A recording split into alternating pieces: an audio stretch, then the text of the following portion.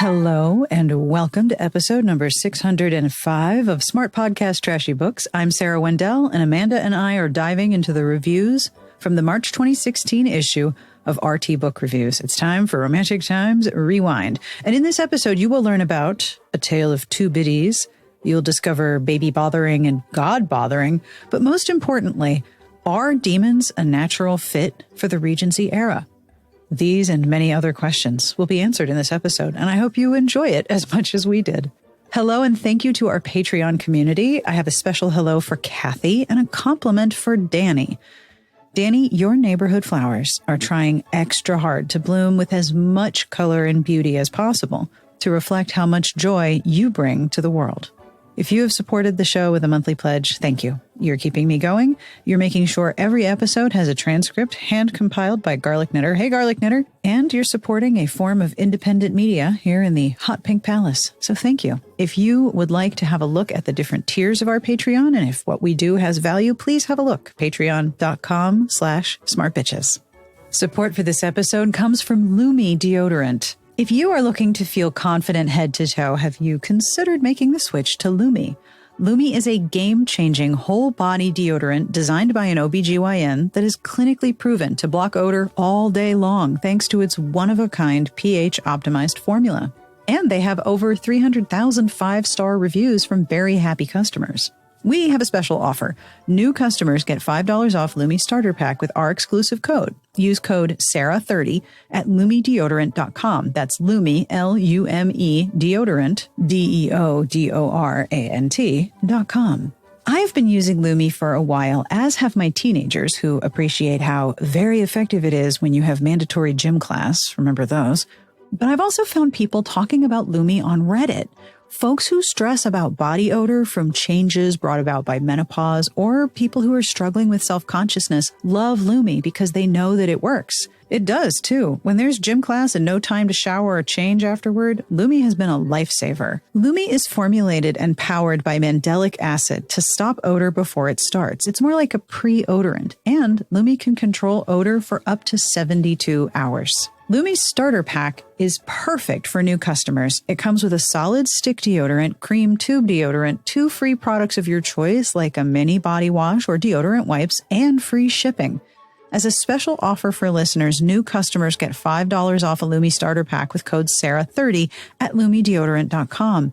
That equates to over 40% off your starter pack when you visit LumiDeodorant.com and use code SARAH30. Are you ready to go back in time a solid 8 years to March 2016? Oh, what a strange time it was. On with the podcast. So we are looking at the March 2016 Romantic Times Book Reviews magazine. We'll talk more about the cover definitively in the ads and features, but the cover of this magazine features Cassandra Clare's Lady Midnight, some interesting aquatic Pilates going on. And then at the top it says, "Shalom, calling all Jewish romance heroines." So we'll get more into that. We're going to start with historical romance and historical fiction. Yeah, okay. I will say I like the later issues. They feature a lot of books that I remember, that I've read, that like we were seeing everywhere. So I have more of a concept and like a time capsule. Yes. I've experienced it where like, I think you said Shannon Stacy loves hearing the older ones because I'm like, what the fuck is this? Yes. Yes, she's like, oh, yes, we lived through that. And you're like, why is this happening?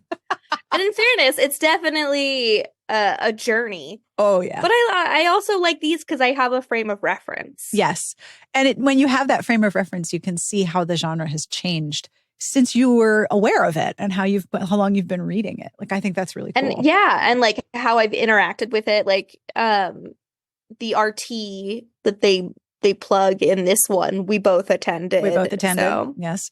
But also, I think you said something really, really smart in one of the earlier episodes, that the conference was like the magazine come to life, which is A, entirely accurate, and 2, a really interesting concept that you couldn't really do right now. What are you going to do? Make TikTok come to life? There isn't a magazine. There isn't a magazine to make into the conference. It's actually a little harder to recreate that experience. Yeah. And I think like we do have conferences like VidCon for YouTube. I think, does TikTok have its own con yet? Probably. I know it's like feeding into other conferences. But to be honest, like TikTok and social media, I think is very hard to turn into a conference because it's short form. You're going short form content into like a weekend long stuff. Yeah, I don't think nothing will capture. I don't think anything will capture like the sheer frenetic fever dream energy of an RT book lovers. Yeah. Like last month's issue with big ad for Mr. Romance and all of the contestants and all of that chest, the shirtless headshots. That's and the poses. Yeah. It's a different energy. And again, this is a monthly magazine. So the cover says it reviews 264 new books. So even though these are short reviews, this magazine is going to take you a little while to go through. If you are looking for books to read or buy or put in your library or put in your bookstore, you're going to take your time with this because there's a lot in here. And that means you have all of these different directions to go in, putting that in a physical space. I don't really know that you could take, maybe there's a chance I could do like a Smart Bitches con. I keep thinking like, Smart Bitches cruise. That'll be how we go out. So what is your choice for historical romance or historical fiction? The grade range, you will be shocked to know, is 3, 4.5 stars. Top pick. Yeah. So I picked one that I want to read or sounds good. So Sarah so far has read at least one book that she's found in these magazines. What's Death Comes to the Village? Remember that one. Death Comes to the Village. And then I recorded a podcast episode on Saturday with the ladies from Plot Tryst, and they are doing this is so eerie. They're doing a Lois McMaster Bujold Miles Vorkosigan reread where they're rereading and then having a different guest to talk about each book. So they asked me to be part of it. And I picked the last book in the series. Well, then I come to find out as I'm going through the magazine, that book is reviewed in this issue. Well, that's kind of eerie. When things line up like that and you're kind of like, am I being punked? Like, what is this? So yeah, that book is reviewed in this issue and it got 4 stars. And I agree. Gentleman Joel and the Red Queen is a lovely, lovely book. Oh yeah. I remember you made a note of that and you're like, this book is following me everywhere. And I'm like, I don't know what you're talking about. It's behind me now, actually. It's just going to appear over my shoulder. So you picked a book that you wanted to read, which makes me so excited because that's kind of the whole point of the magazine. Maybe it's working. Yeah. And the previous episode we talked about a book called The Monster and the Maiden. Yeah. By Michelle Pillow, I think was the author. Michelle I haven't read it, but I bought it. Awesome. So maybe 2 we'll for finally 2. crack it open. So we're making headway. But I picked A Reckless Desire by Isabella Bradford on page 24. It's 4 stars, which to remind you means compelling, a page turner. We're back to the sex rankings, and this is hot. And the setting is Georgian and Regency, England. The review is very short, and doesn't really tell you a lot, but it told me enough for me personally. For those who adore Cinderella and Pygmalion plots, Bradford's 3rd installment of the Breckenridge Brothers series is perfection. With its wit and heart-tugging emotions, this winning tale steals readers' hearts. And then the summary is, with pressure to marry, Lord Rivers Fitzroy leaves his scholarly pursuits to enjoy his last days of bachelorhood. He finds pleasure in the theater, especially among a troupe of Italian dancers. Oh my! I know. Scandalous. One evening, he agrees to an outrageous wager, take the beautiful lead dancer's mousy cousin, and turn her into a leading lady in 6 weeks. The bet could be Lucia de Rossi's chance to live her dream. As Rivers plans how to turn the quiet, shy girl into a diva, Lucia falls hopefully in love with him, but she has no idea how attracted Rivers is to her. Each must learn to appreciate themselves before they can truly give each other the love they deserve. I have such a soft weakness for Pygmalion plots. Oh, yeah. This is very She's All That. She's All That is one of my very favorite movies on the planet. I can quote that movie. What a weird little movie that was, with Usher and a weird little dance break at the prom. There's a choreographed dance-off at the prom. At the prom. And Freddie Prinze Jr. was like... Freddie Prinze Jr. peak charming. And just sort of like the whole makeover, but she's just removing her glasses and taking her ponytail down, gets me every time. And I grew up also on the My Fair Lady movie with Audrey Hepburn. Yep. And I frequently sing out loud into myself, "Just you wait, Edry Iggins, just you wait. You'll be sorry. So It'll be too late." This is a man debate, this book. Yes, I have such a soft spot for Pygmalion, My Fair Lady plots so much that, yeah, I didn't even need to really read the book description, and the review is pretty vague. The reviewer just mentioned Pygmalion plot, and I was like, okay, I'm done. That's it. It's like the historical plot trope version of this book has too much sex in it. Oh, well, then I'm buying it. Yeah, so definitely have I knew I liked these sort of plots, but I've also discovered that, like, you know, just say Pygmalion and say no more. Yeah, I'm good. You don't have to tell me anything else. I picked Antonia Barclay and Her Scottish Claymore, which is a fantastic title. It is by Jane Carter Barrett. It is 4 stars. The heat rating is mild, which if you're playing along at home means may or may not include lovemaking, no explicit sex, and none of the words in that rubric make any sense or do any kind of work, except no explicit sex. Like, that's the only part that makes sense. It is set in Scotland and England in 1586, and it got 4 stars. Relying heavily on the history surrounding Mary, Queen of Scots, Barrett adds a mad scientist, his disgusting son, and a dashing Highlander to her fascinating story.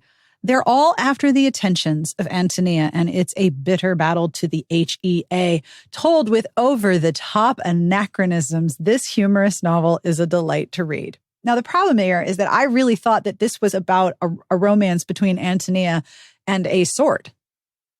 Like, maybe this was all a very large, pointy euphemism for a dildo. I don't know. But no.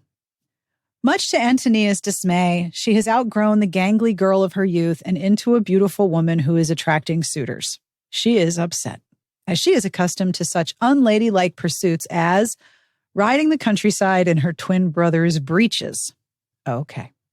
Friends of her brothers are soon discouraged from courting Antonia since she's decided she wants a man, not a boy.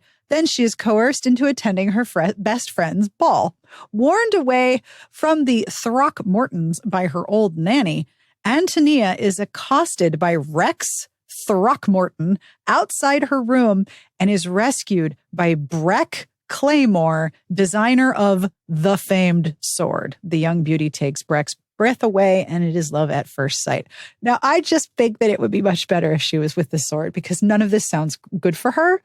Like, this seems like it's just, she'd be much better off just having an actual claymore and then just running off into the sunset. But then I have to ask, is a claymore the best weapon for her? I mean, I think she's like she sounds like she's a bit of a warrior class character. Maybe a rogue, but which weapon would be ideal for her?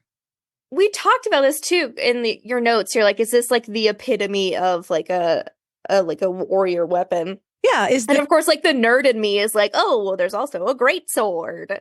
So claymore or greatsword is probably like the go-to warrior weapon. But as you were reading this, the phrase "disgusting son" really jumps out at you, right? You know that's going to be unpleasant. The poor Antonia, she should just take a greatsword or a claymore or maybe just a really big stick and just go away. Shall we move on to mainstream fiction? Yes. All right. So this is a wider range. And I noticed that when you step outside of the main romance genres, the critique range gets a little bit wider. Here we have some 2 stars all the way. We have 1 2-star all the way up to 4.5 stars top pick. And I picked the Total Package by Stephanie Ivanovich, who, if you're playing along at home, is Janet's niece. This book is interesting. Is she the one who did Big Girl Panties? Yes, this is much of the same sort of flavor where it's kind of like you think it's going to go for a subversive narrative, and it's really just sort of confirming everything, pretending it's subversive. Anyway, so yeah, 2 stars. A story of redemption and love conquering all, set in the world of professional football. This novel gives second chance to first love. Despite an overall light summer read nature, readers may take issue with the novel's structure, which lacks sufficient buildup and follow-through for its more crucial components. Readers may be left feeling like there's something missing from that one. This review is lacking in its structure. It has insufficient buildup and follow-through for its own crucial components. What the hell does that mean? What does that mean? That doesn't tell me anything. Anyway, the summary, if you're curious about this book that came out in 2016, the world of football gave Tyson Palmer everything he ever wanted until a pill and alcohol-induced spiral took it all away. In secrecy, Tyson climbs from rock bottom back to the spotlight, making an honest comeback. The world applauds Tyson for his effort. Everyone except one critic, sports reporter Danny Carr. When their professional paths finally cross, sparks fly. No matter how hard they try, Tyson and Danny can't seem to get away from one another. Are these two meant to be, or are they a catastrophic combination? All of that sounds like stuff that would make me deeply uncomfortable, especially if her problem with his comeback is resting on his addiction issues. I'm not confident this is going to handle addiction in a way that would be palatable to me, but I also hate, loathe, and despise football in all forms and don't want to read about it. The critique does, I don't understand why this book is getting 2 stars. Does it have no plot, or I don't understand. But okay, that's not the first time that's happened. No, it's not. And I feel like in this issue, we still have problems that we've seen in other issues, but maybe I feel like more so in this one, where the categories are getting more and more like convoluted. Oh, yeah. Like it's not as clear. Like you've got, outliers or things kind of like, shoehorned in for lack of anywhere else to put them, or like the book that I picked, The Pastor's Husband by Tiffany L. Warren on page 31, and it's listed as multicultural, but it does seem like it's an inspirational, and just everyone, Linus is now licking his butthole. Yeah, my cats are fighting. It lists multicultural, but I'm assuming by the title and the description and the review that this is also kind of an inspirational, and why wasn't this in the inspi category? It's a really good question. I mean, it's from Defina, so it's not one of the inspirational houses, but it does sound like, that like church and church community and God play a big role in the book. So the review, Pastor's Husband, it has 4 stars. I'm a sucker for alliteration, and this has a lot of it. Oh, there's so much. When faith, fidelity, and favor collide with fame and fortune, friction takes up residence on the pages of The Pastor's Husband. Warren crafts rousing characters who remind us that the church invites believers who are discerning, sanctified, humorous, unwavering, and loyal. In this case, the door is also open to gullibility, pretentiousness, lunacy, and temptation. Ooh. Nevertheless, in keeping it real, the author skillfully takes us to the edge as we eagerly hope and pray that reconciliation and repentance will triumph over drama arrayed in counterfeit kingdom business. So, it sounds a little salacious. Counterfeit kingdom business? Yeah. The summary reads, Naya and Gregory Hempstead are co-pastors in their ministry. The one time she yields to pressure to prophecy without hearing from God proves to be catastrophic. She's catapulted to fame due to that quote-unquote suddenly blessed prophecy, while a financial boon to their ministry. Naya's elevation nationally leads to alienation from her husband and their church. This door of opportunity is right for Felicia Caldwell's scheme to commandeer all that's dear to Naya, including Greg, as revenge for that prophecy 5 years earlier. It seems a little uncertain. Prophecies thrown about, and I'm not quite sure what's happening. But yeah, it sounds like Naya, as co-pastor, gives a prophecy that's not from God, and I guess she felt pressured to give one, and then that elevates her to fame and fortune and like ruins her life. This still doesn't make any sense. Yeah, it's a wild ride. Speaking of inconsistent, the same thing happens with Teen Scene. So there's completely inconsistent genre subheadings. Not every book has a genre subheading, but inside just the first page of reviews, there's paranormal fantasy, fantasy, but there's no heading for contemporary. And it's very weird to see all of this like inconsistency. Like, why is this here and not in fantasy? What is the deal here? And I wonder if contemporary is the default of like, if it's not contemporary, we'll say so. Yeah, that could be it. At least for teen scene. That could be it. So the book that I picked is a book called Kill the Boy Band by Goldie Moldavsky. Okay. I haven't read this one, but Stephanie, my previous roommate, big YA reader, had this on her shelf. And I've read some of Goldie's other books that I find to be really interesting. She had one called the Mary Shelley Club. I remember that one. That I liked. So my only context is seeing this on Stephanie's shelf and definitely being caught by the title. It's a title. Like, what the fuck is this? It's a title, right? Yeah. Right, so there's a 4-star. It has no genre heading, so we're guessing it's just, ordinary people in the present day. Macabre mystery collides with snarky teen angst here. Moldavsky illustrates the intense power of peer pressure with a deft hand. Her writing captures the effervescence and illogic of teen girls brilliantly. The author may have jumped on the unreliable narrator bandwagon, but her writing has an authenticity that makes this a standout. So here's the summary. Hold on to your butts. She and her friends are fans. Actually, that should read fans, capital letters, because being a fan is their identity. And the members of the Ruperts, the world's biggest boy band, are the object of their intense obsession. In fact, it's what makes their friendship possible. So when they get word that the boys will be staying in a nearby hotel, they book a room. It's the perfect plan. A chance encounter in the elevator that will clearly lead the boys to fall madly in love with them. Someone's been reading some fanfic. Until it all goes horribly wrong. Remember, this is a book called Kill the Boy Band. Whew. Before she can blink, one of the Ruperts is tied up in their hotel room. Suddenly, the night is spiraling out of control, and her friends are not the people she thought she knew. As dark secrets come to light in the swanky hotel, the term crazy fangirl has never been truer, and no one is more vengeful than a teenage girl with a broken heart. Wow, that was a ride, right? Goldie was kind of ahead of her time. Oh, this would go so well right now. Then I found a review on Goodreads.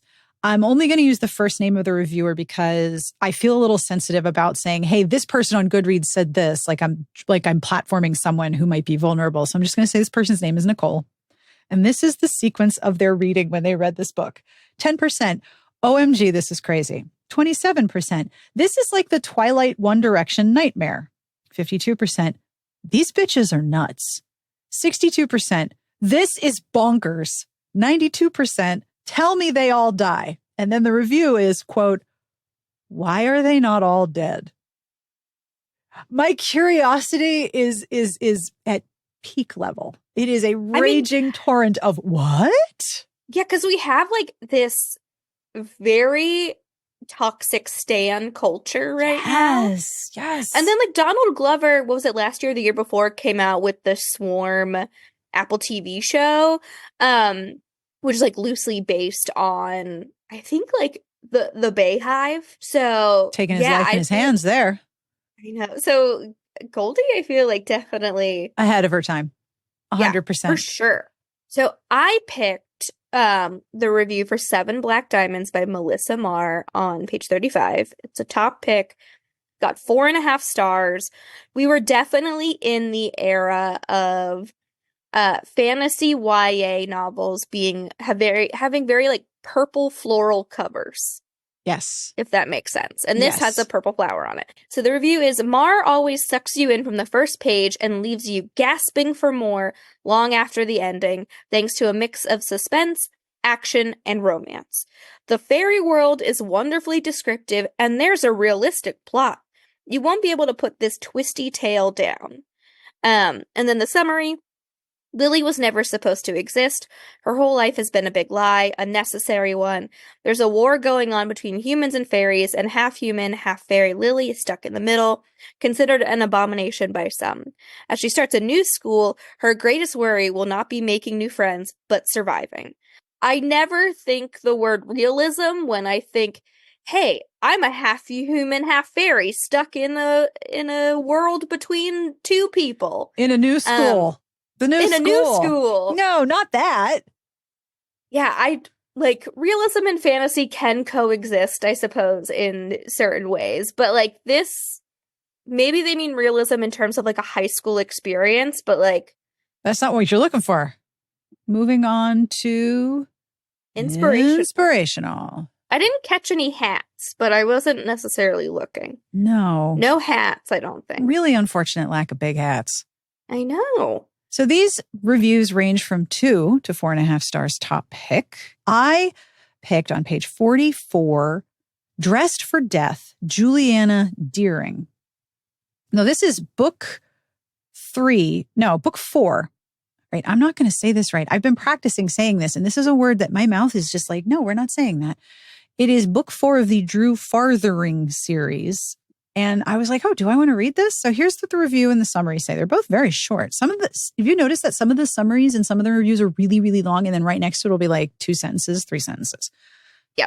So Inspirational Mystery, Dressed for Death by Juliana Deering, 4 stars. Christie fans now have Juliana Deering to add to their must-read list. Deering keeps readers on their toes, guessing whodunit in this well-plotted mystery. Don't get too cozy, as any character is unsafe and subject to an untimely demise.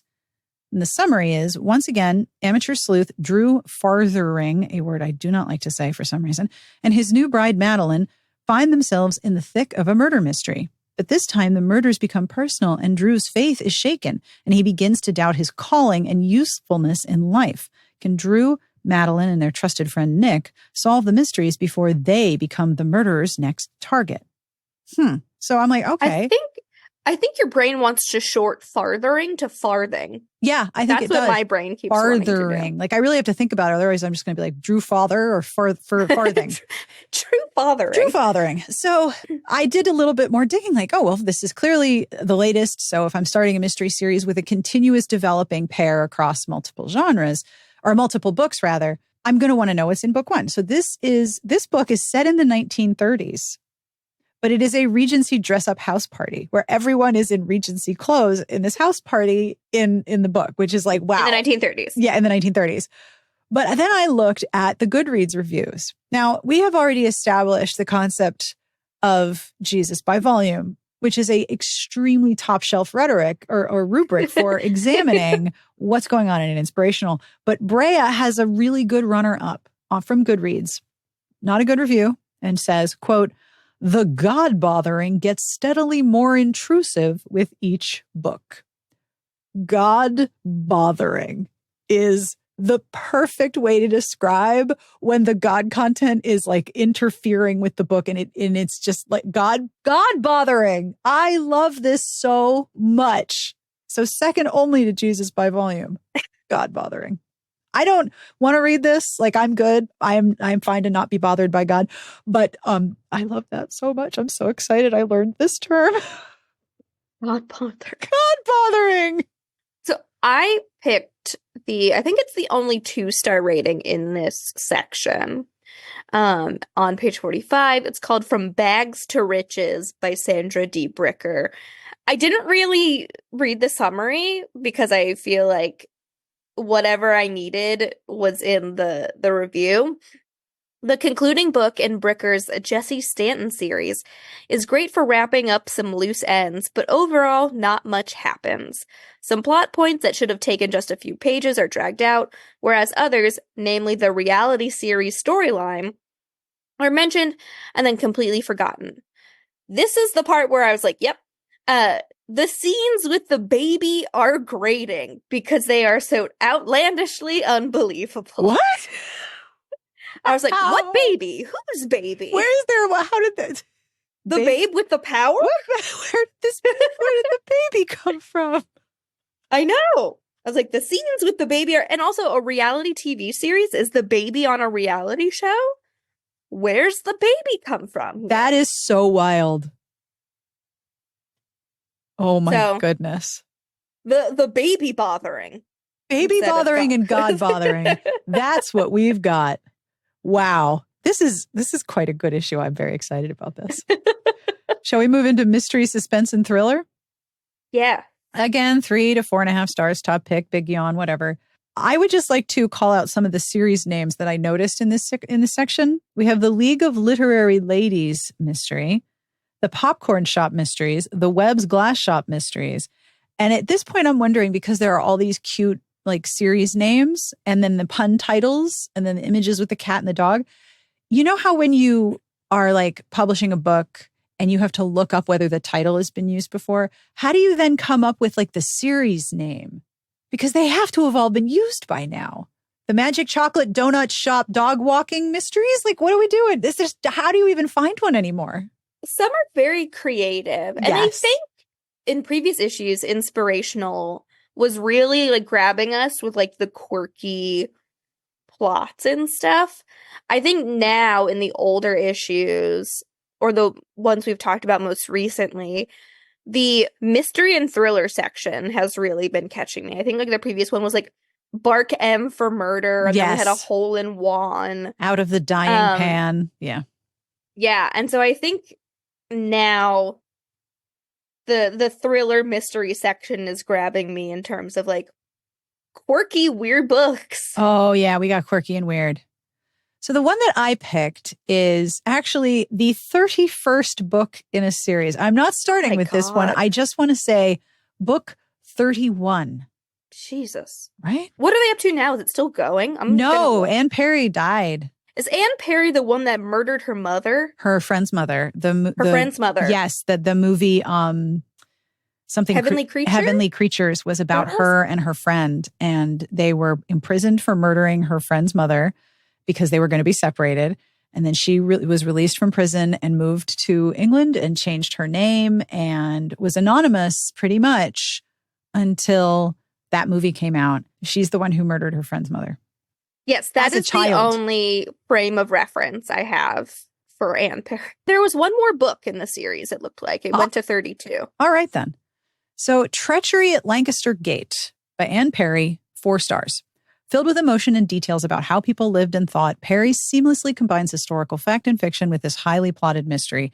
This 31st Pitt novel, my goodness, not only shows the life both for the poor and wealthy, but also echoes many of the problems we have today. A cast of recurring secondary characters enriches the stories. Book 31. 31. Whew. That's impressive. Yeah. I'm so glad you picked this one. I'm so glad you picked this book. I'm so excited to hear you talk about it. I'm so glad you picked this. I'm so happy right now. I know. I saw it and I was like, well, there we go. So it's on page 47. It's labeled Mystery Amateur Sleuth. And the title of this book, look, mystery, cozy mysteries in general, love a pun. And the title of this book is And Then There Were Nuns. Nuns. Just to be clear. It's a Kylie Logan. That's 4.5 stars, top pick. This highly addictive series continues with a clever storyline, quirky characters, and an ideal island location. As the mystery evolves and the main character realizes the parallels to Agatha Christie's famous novel, the suspense intensifies and the twists and turns keep coming. So we're in a world where Agatha Christie exists, and the main character is drawing parallels to an Agatha Christie book while things are happening. Yeah. Oh, yeah. The summary is bed and breakfast owner B. Cartwright has agreed to provide meals for 10 nuns who are attending a retreat at the reclusive Water's Edge Center. When the retreat's host is a no-show, B becomes a little suspicious, and just when the retreat starts, a nun is found dead in the water. Is it a drowning or murder? When a second nun goes missing, everyone is on high alert. B delves into the mystery with the help of the chief of police and the League of Literary Ladies. Will B catch the vengeful murderer before more nuns are picked off one by one? And then there were nuns. There's also 3 other books with the same title, and then there were nuns, by the way. Like I said, like we just said, you're going to start seeing repeats because you're going to run out of puns. Okay, I'm curious what the other books are. All right, so and then there were nuns. This is League of Literary Ladies, number 4. There is a cat wearing a little handkerchief Oh, on a yeah. stack of books. Gotta have a It's cat. knocked over a glass of wine. Yep, with you so far. Sounds right on brand. So, League of Literary Ladies series, obviously, I don't know why we didn't think of this before, has all of its titles related to classic literature. So, book 1, Mayhem at the Orient Express. Book 2, which I think is my favorite, A Tale of Two Biddies. Oh! Well, that's the new name for this show. A Tale of Two Biddies. Book 3 is The Legend of Sleepy Harlow. Oh, okay. Book 4, and then there were nuns. And then book 5 is Gone with the Twins. Whoever was in that title meeting, every time this series came up, they had a good meeting. I'm very impressed. Yeah, the person who came up with the titles for these, gold star. Absolutely. You get a 4.5-star top pick. Yeah. Yeah. I love this. I also hope they're doing like nail polish names or something. For sure. This has to be a skill that, translates to other industries. It's such a gift because I cannot do that. I'm not allowed to title things, but I'm certainly not that good at pun titles. Yeah, A Tale of Two Biddies wins this one, I think. Amazing.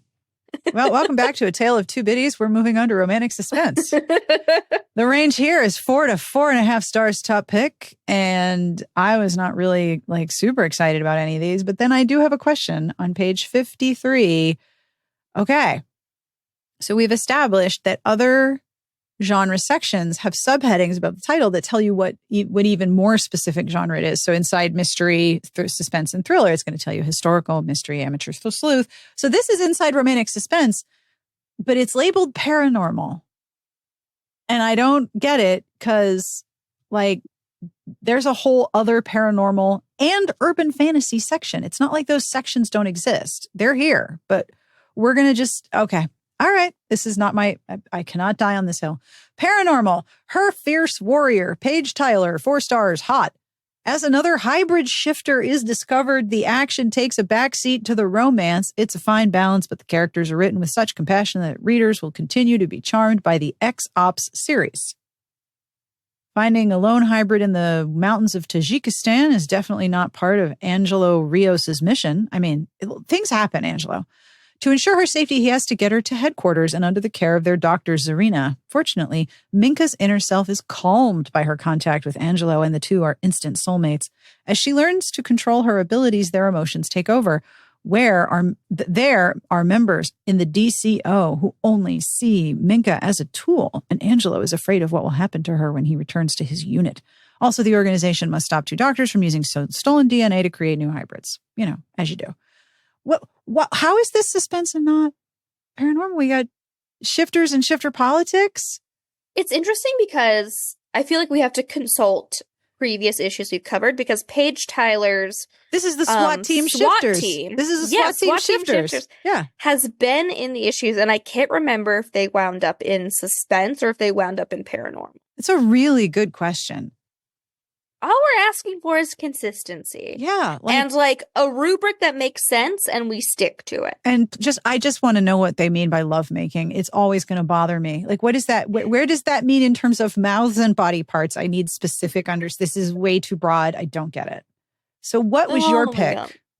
So I also wasn't super moved by this section. And I feel like that tends to happen in the romantic suspense section for both shirtless of us. Guys with guns books at this time. This is a bunch of shirtless guys with guns. And it's usually a short section too, so there's not a ton to choose from either. So mine's on the same page. It's 53. This is a male-male romance that they make sure to call out at the top.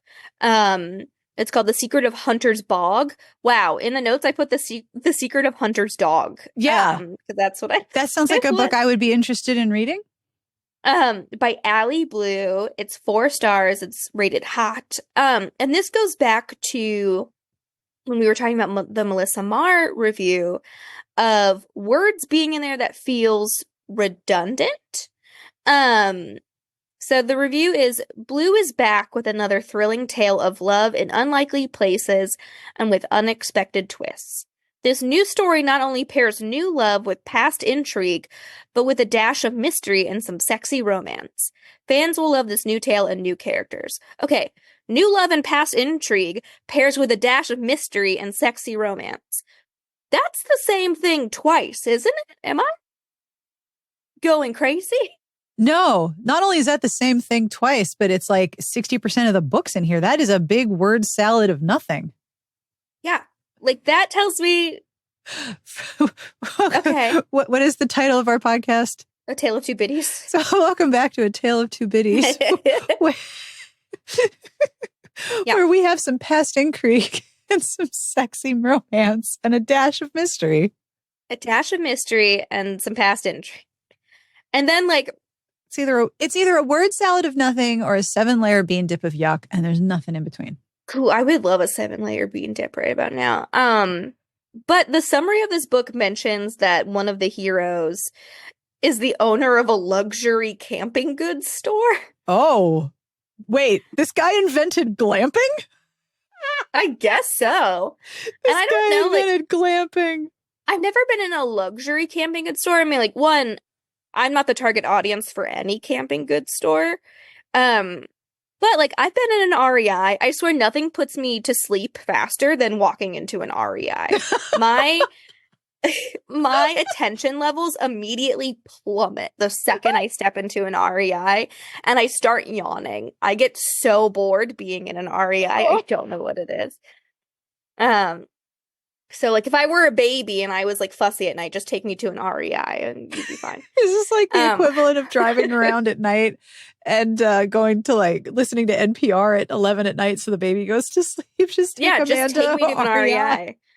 I have not, like, fond memories, but I have very distinct memories of the Bass Pro Shop in South Florida because we would sell Girl Scout cookies outside the Bass Pro Shop. And we also did a place for it. I know. They also had, I think, an attached Florida, like, Fish and Game Wildlife Museum. And we did a lock-in at the museum one time. Oh.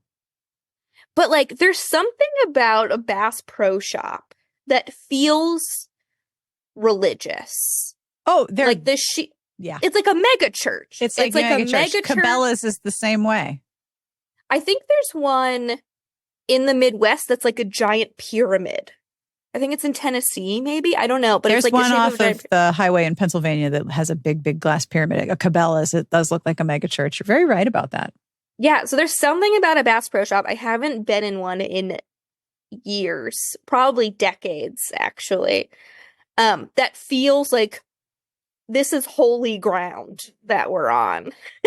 So it makes you sleepy. RI makes me sleepy, and then, like, you know, Bass Pro Shop makes me feel religious. Okay. Why not? So. Yeah. Shall we move on to contemporary? Yes. Okay. Also, yeah, this is another one where I'm like, this feels like a mismatch of sections. There's a lot of books in here that I don't quite understand why they're in contemporary. The range is 2 to 4.5 stars top pick. This section just bored the heck out of me because it was a lot of, like, cowboy and yeah. It was not a lot of contemporaries that made me go, ooh. The one I wanted to talk about was on page 61, and it is Chasing Memories by Anna James. This book got 2 stars, hot. This novel moves so fast that it is at times difficult to keep track of what is happening to whom. The action is jam-packed in every chapter, so readers will not be bored. However, the ending is confusing. Some issues are left unresolved, and the quick pace makes the connection between the characters seem forced. Okay, so you're not prepared for this summary. I mean, I'm sure that you can understand, like, this is just mayhem. This book is off the rails down the hill. Here's the summary. Get ready. Lucas Morgan is horrified when he finds his grandmother dead on the side of the road from an apparent car accident. Finding her car deep in the woods, he is surprised to find India Leone unconscious in the driver's seat. When India wakes up with retrograde amnesia, Lucas is determined to spend time with her in hopes she can remember what happened. Suspicious occurrences put India's life in danger and send her and Lucas racing against the clock to find out who is after India and what caused the car accident. You guys, Amanda's eyes got so wide and she just like reared. I keep shaking my head and my eyes get bigger. Like, no, what? No, still no. Yeah, so that was something. Okay. Which one did you pick? Yeah, so I picked 55, Kidnapped by the Billionaire by Jackie Ashendon, which is 4.5 stars, hot. Honestly, I haven't read this one, but there is one other step above hot in RT, which is Scorcher, borders on erotic, very graphic sex. Every Jackie Ashendon book that I have read has been, in my opinion, erotic romance. They get very spicy. There's usually some like BDSM content in there.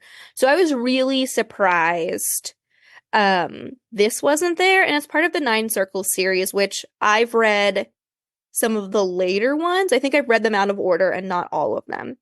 So I would classify this as more erotic romance. But the review is, Ashendon has stirred up the world of her Nine Circles series in this 4th installment, offering surprising scandals and plenty of passion.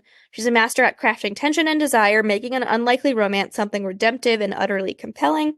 The steely, reserved hero and the resilient heroine drive a plot that will keep series devotees enthralled and surely hook new readers on this dark, sizzling series that pushes the boundaries in the best way. Summary is, billionaire Elijah Hunt had his whole world taken away from him, and now he's on a ruthless quest for revenge by kidnapping the daughter of the man who ruined him. But Violet Fitzgerald is nothing he expected her to be, and he can't get enough of her. Violet is stunned to feel a connection to her kidnapper, but the desolation in his eyes speaks to something inside her, and as his icy reserve crumbles, she realizes the power she has over him. But will a future with Violet be enough to erase the agony of his past? Yeah, so I was like, what is this?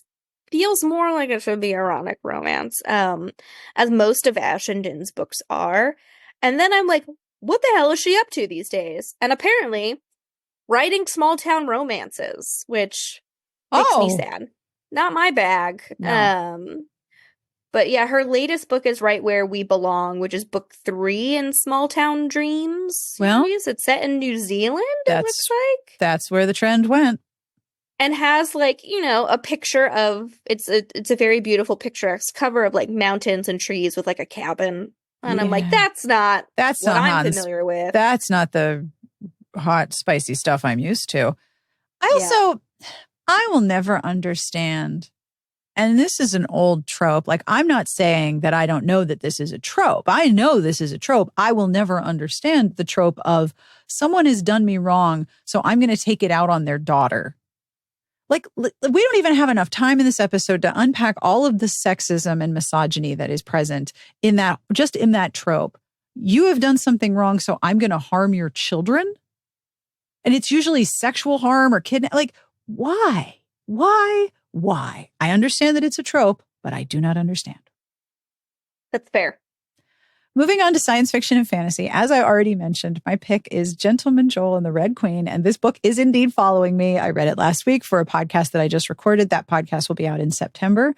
They are doing a whole reread of the Miles Vorkosigan series, and this is the last book. So, of course, I started with that one because I like to make people twitch with discomfort with my reading habits. I'm just kidding.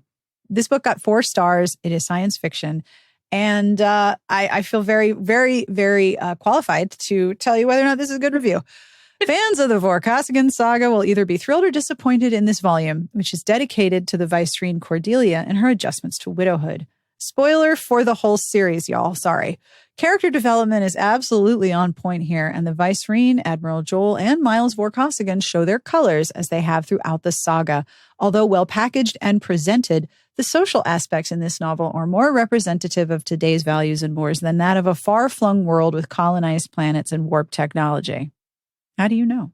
Packed with action, Bujold tests the boundaries of romance in the science fiction genre, as usual, with a bit of a twist that goes down very well in a particularly poignant scene, romantic realism as its best. This is a fan service book, and I am here for it. I love a good fan service book. Like, if you're going to have that last episode, like the series finale, where you look back on the whole story and learn new things about it, that's what this is. I picked a very popular book, A Gathering of Shadows by V.E. Schwab. Yes. Oh, I'm so glad 62. you picked this one. I did not read the summary because this is not the first book in the series. Oh. I did not read the summary. Good call. So I didn't, yeah.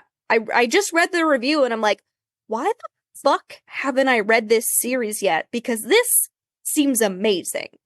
And my roommate, Stephanie, loves V.E. Schwab, loves this series. I think I'm looking over.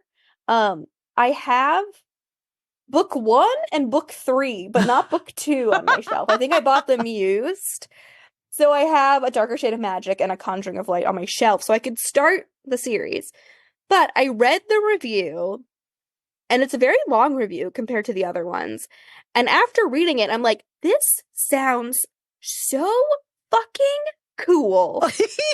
Why have I not started this? And then immediately stopped reading because I don't want to know what happens in the summary. But this is a top pick, 4.5 stars. Also, spelling error. Fantasy above this has 2 Y's. Oh, I just realized. Yikes. So the review reads, Schwab wastes no time diving into the action with a corker of an opening scene. In this sequel to A Darker Shade of Magic, she delves deeper into her vision of 4 Londons, complicating the politics within and across worlds without ever slipping into convolution. The glimpses of White London and Black London are as chilling as ever. The introduction of Emery is a delight, and Schwab hits all the right notes as she explores the fallout of Kel and Rhys's life. I think it's Rye's life bond. But the real shining jewel of this novel is the unexpected yet completely organic character evolution she's crafted for Lila Bard. Oh, catnip. I know. No cookie-cutter heroine. Lila isn't just bold and brave. She'll slit a throat as easily as she'll pick a pocket. Outside of television's Jessica Jones, I can't remember encountering an anti-heroine this ruthless and this engaging. Oh my God, my face and I right have now. goosebumps. I have goosebumps on my body. And it's not because I'm cold, because I'm under an electric blanket. But I read this and I'm like, what is wrong with the latest piece of Amanda bait is ruthless anti-heroines. Shall we move on to paranormal? Yeah. Again, you will be shocked to know the range is 3 to 4.5 stars top pick. What was your pick? I picked The Deepest Well by Juliet Cross. And it sounded very cool. It's on page 66. I love the first sentence. I saw the first sentence. I know. Was like, okay. It sounds very cool. And as someone who has read Juliet Cross's books, I think I was on her podcast way back when that she does with her niece. Like, I am familiar with Juliet Cross's books, with some of her series that I've read, not all of them. And so I was like, why haven't I heard of this one? And turns out this is a prequel book for a series. And the prequel is set in the Regency era, but the rest of the series is not. The rest of the series is set present day. Oh. I know. But the review, page 66, a top pick, 4.5 stars, hot. And the first sentence is, demons are a natural fit for the Regency era. And Catherine's shining soul attracts them like magnets. Okay. Luckily, she has a protector in George, who is more than he seems, dark and opulent, drawing on rumors of the infamous Hellfire clubs of the 18th century. Cross's world building tantalizes and seduces the reader. Much as events unfold between characters in the book, this series starter is full of surprises and never takes the easy way out. Catherine and George's struggle to be together is grand in scale. Period details and diction feel spot on, and the climactic battle scene is positively cinematic. I was looking forward to seeing what the rest of the series would be like, because I'm always on the hunt for historical fantasy paranormal stuff, because I really loved Kristen Callahan's, is it Darkest London series? I love that series so much, and I'm constantly trying to find more like it. That's, similar to Beck McMaster's Yeah. sort of like steampunky London books. I just really love that combination. So I definitely added this prequel to my Goodreads like TBR pile. But yeah, was really bummed to discover that it is part of a series already on my Goodreads, but that the main series is present day and not Regency or a historical setting. I was like, womp womp. Sad trombone. I think the subtitle for this episode might be Demons Are a Natural Fit for the Regency Era. Because why wouldn't they be? So my pick is also on page 66. And I read this and I immediately heard your voice in my head going, I miss when romance was just kooky. And we have an excellent kooky contender right here. We reviewed this book, Sarah. It's reviewed on our site. Elise reviewed it. This is the one that Elise reviewed? Yeah. Oh, amazing. Amazing. Yeah, and she was disappointed. And she gave it a C. Elise's words were, I wanted more gargoyliness. If you're tapping into this because it's like a monster fucking book, it's not monster fucking. It does not appear to be a monster fucking book. Nope. Rocked by Love amazing. By Christine Warren. Gargoyles. 4 stars, hot. Warren does an excellent job making each of her Gargoyles books unique in voice and central relationship, while still building a strong central premise and keeping the stakes sky high. This 4th book features a heroine whose personal journey and discovery of her own strength is fascinating as her involvement in her stoic hero's mission and their joint quest. There is an inevitable bit of exposition that slows the early part of the story. Longtime fans will find this book a fun and significant addition to the series. Gargoyles. Do you know why they're called gargoyles? In the cartoon or in the book? Just in general. Why? Because they gargle when it rains. They have a water feature. Oh my goodness, I did not know that. And then the statues that don't have the water feature are called grotesques. No shit. The more you know. The more you know. Amazing. So in urban fantasy is where the magazine starts to get a little bit weird because we have a new ranking and I don't see any explanation for it. But Marked in Flesh by Anne Bishop got 5-star gold. I thought we didn't do 5 that. Also, it's marked as 5G. And I'm like, oh, well, conspiracy theorists. I typed in my notes 5G LTE. Yeah, exactly. So we have the 4.5-star TP and we have 5G LTE. It's very exciting. Marked in Flesh by Anne Bishop is the 4th book in the Others series. And I'm not going to read the summary because if you haven't read the series, this is a lot of spoiler. But I stopped reading before this one because I really struggled with the degree of violence against women and girls in the overall series. I'm not saying like it shouldn't be there and I'm mad about that it's there. Like it makes sense in the world. It's just I was having trouble reading it. So I had to stop, but I still loved the first book. I've reread the first book a bunch of times. This gets 5-star gold. As the 4th book in Bishop's phenomenal Others series begins, there is an extinction threat hanging over the entire human population of Thasia. Probably saying that wrong. The only thing preventing it at this point is the elders' curiosity about the effect blood prophet Meg Corbin is having on the lakeside terra indigene, or the Others. Without doubt, this is one of the best urban fantasy series on the market. And in this newest chapter, the peril and terror factors are completely off the charts. Bishop is one hell of a storyteller. Okay. I mean, I'm not going to read the summary because there's way too many spoilers in it. I agree. This series is great. But like, you don't even explain why there's all of a sudden this other grade. I'm just going to invent a grade on the site. We're just going to have books and the grade's going to be Q and I'm not going to explain it. I'm just going to leave it up to you to figure it out. Q grade books. There you go. Q because question? Yes, exactly. What? I also want to point out on page 70, Bitter Bite by Jennifer Esteb is a 4.5-star top pick. And this is the 17th book in the Gin Blanco series, which I think is pretty freaking badass. So, series. Series is where you get probably the wider number of books with shorter reviews. But again, most of the reviews are 2. I didn't see any 1s in here. No, I didn't either. Up to 4.5 stars top pick. So which one was yours? So on the same page, 76, I picked A Forbidden Temptation by Ann Mather. I got 4.5 stars at the top pick. It's by Harlequin Presents. And this is one that has a line in the review that makes you go, wait, what? So the review is, after widowed architect Jack Connolly moves to England, he meets lawyer turned real estate agent Grace Spencer when she comes to his home with her boyfriend Sean, an old friend of Jack's from school. Initially, Jack fights his attraction to Grace, but when he learns she and John are broken up and Grace has moved home to help her parents, he decides to pursue her. Grace tries to resist him, but she soon falls prey to their mutual attraction. The addition of Jack's wife's ghost in the story makes for a fun, engaging read. Additionally, what? I know. Wow. Additionally, Mather's talent for dialogue is a real treat. Oh, I should hope. If the wife got dialogue, I think we need to know about it. Wow. Okay.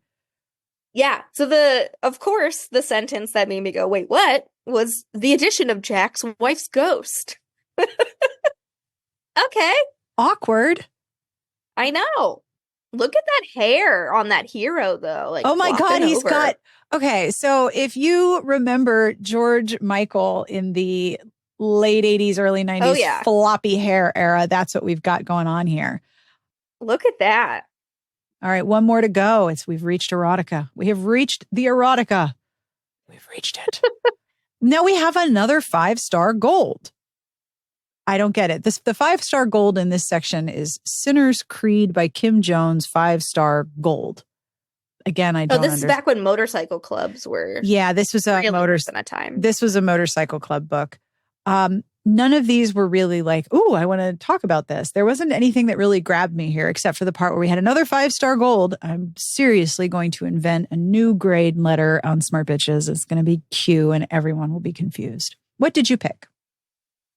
I picked on page 85, Julian's Sins by Robin Rotham. And the designations at the top, also another error. There's no space between the comma and the word menage. So erotic romance menage, male. Yeah, I thought this was interesting. I'll read the review and then I'll mention my thoughts. Rotham's novel includes all sorts of intense, dark play that will titillate some and offend others. Oh my. I know. Kilmartin's end goal is shocking to the extreme. The excess sexual kink is minor by comparison. Oh my. Those with tastes that include electrical play and various menage combinations, as well as male-male sex, will find this well-written tale satisfying. The bizarre pretense will leave others disappointed. And I'll read the summary. After Dr. Rachel McBride is offered an exciting contract to exploit her skills as a vascular surgeon, she is offered something even more thrilling. When former lover, Dr. Colin Carter, approaches her with the prospect of working with Julian Kilmartin's research project, she is stunned. Both have been the object of her submissive fantasies for years. Given little time to make up her mind, Rachel makes a snap decision to travel to Eastern Europe, where the Castle Bangenschloss is located. Oh, wow. Okay. All goes well until Julian discovers Rachel did not read her contracts before signing them. He sends her to bed without her supper, which seems like a childish punishment, but it's only the beginning of many. What? My friend, if you are going to go to Castle Bangenschloss, you need to read your contract. You got to read your contract. God, you got to read the terms of service. We've been learning about this week. Also, tastes that include electrical play. Okay. Yep. Various menage combinations. Thank you. You're pointing out what I'm getting. Okay. As well as male male-male sex. What? I don't think, no offense, male-male sex is really in the same realm of quote unquote kink as electrical play. This is 2016. That's just me. Like, what? That's just sex. Like, you guys haven't even explained what lovemaking is. Why are you detailing that male sex is something that's deviant like electrical play? What the shit? Holy cow. But also Castle Bangenschloss. Classic. All right. Great. Oh, that might be a serious contender for the subtitle as well. Castle Bang and Schloss. I'm very curious if that's like, they said Eastern European. That to me reads German? Or, yeah, Bang and Schloss with the SCH. But I'm curious, does it really translate to anything? Like, does Schloss mean anything in German? I don't know. Many castles were called Schloss. So it's Castle Bangin' Castle. Essentially, that's what it seems like. That's it. I'm done. I've expired. That is the end. I must retire. Schloss is the German term for a building. Similar to a chateau, palace, or manor house. Okay, that's hilarious. Castle Bangin' Castle. Welcome to Castle Bangin' Castle. May I take your coat? Did you read your contract? Nope. Go to your room. Oh no dinner until you've read your contract. Bang and Schloss. So outside of Bang and Schloss, what did you think of the books in this issue? I mean, some of the sections were a little snoozy for sure. Of like, whatever. But I definitely have a couple that I'm curious to read, like the historical I mentioned, the V.E. Schwab. Oh yeah. It's also interesting to see, even though we didn't really like talk about them, reviews for books that I remember coming out. Yeah. Just like remember. I didn't read them, but I was aware of them. I remember seeing them advertised at, RT Book Lovers Con. Yep. So it was, like we have a big ad for the Christina Lauren Wild Seasons series. And I'm like, oh, hey, I remember those. I remember the first one.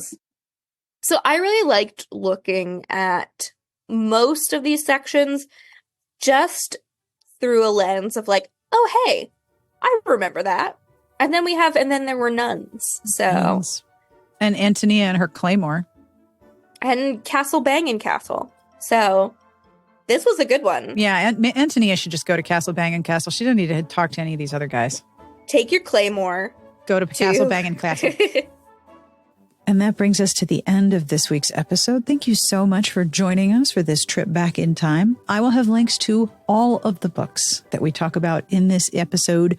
Do not worry, they will be in the show notes, and conveniently in your show notes, there will be a link to the visual aids for this episode, so you can see some of the pictures and the covers that we talk about. And if you want, you can hit play at the top of that post and listen as you follow along with the visual aids. We're a multimedia experience over here on the internet. It's kind of wild. I always end each episode with a truly terrible joke, and this week is no exception. This is from Abbott of Unreason on Reddit. Thank you, kind person. How did the hackers get away from the police? Give up? How did the hackers get away from the police? They ransomware. I know many of you work in IT and are now groaning. You are very welcome. Please enjoy telling all of your coworkers this. On behalf of everyone here, we wish you the very best of reading. Have a wonderful weekend. We'll see you back here next week. Smart Podcast Trashy Books is part of the Frolic Podcast Network. You can find many outstanding podcasts to subscribe to at frolic.media/podcasts. Castle Bangin' Schloss.